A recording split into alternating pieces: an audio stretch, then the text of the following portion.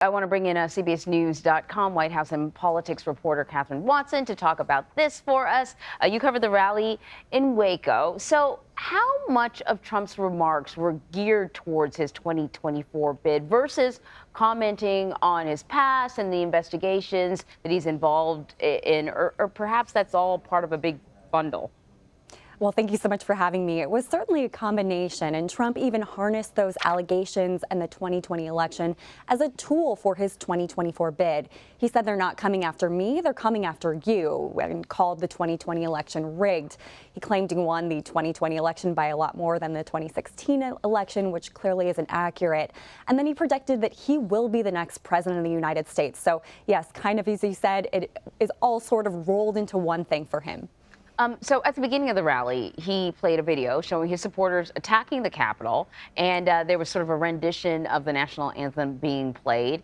They started, let me just sort of get this straight, attacking the Capitol, national anthem. I'm sort of curious about what the feeling was within the crowd. How did the crowd react to this? Well, it was very quiet as this video was playing. Generally, his supporters were really watching with rapt attention. Now, this was a video that was made in support of people in prison because of their roles on January 6th. And the video played footage, like you said, of the Capitol assault to the words, "the bombs bursting in air." And his supporters did cheer at the end of the video when Trump and the American flag came on screen. The campaign had formerly kind of distanced themselves from the creation of this video, saying that they had nothing to do with it. But now was played to kick off his first 2024 campaign rally. So obviously now the campaign and Trump himself clearly are really embracing it. And, you know, one of the things that he's kind of been accused of when he's been commenting on the Manhattan investigation is using the kind of language that resulted in the attack on the Capitol. He's very active on social media, ripping the Manhattan DA Alvin Bragg's investigation.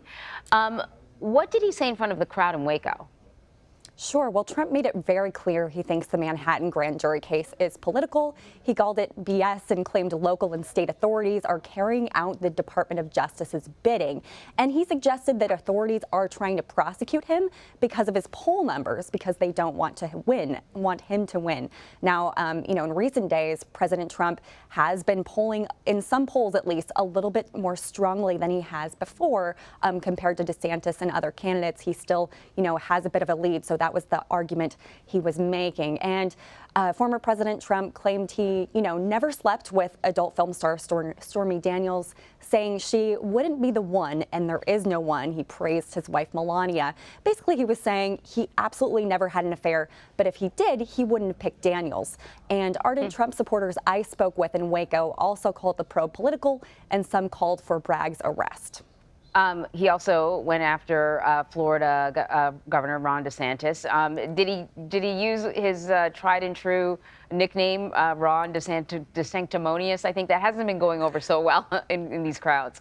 It's a bit of a long word, really. But yeah, he did, kind of use those nicknames. But really what he was focusing on is loyalty. Loyalty is a big thing for Trump. That is loyalty towards him. It's not necessarily always a two-way street.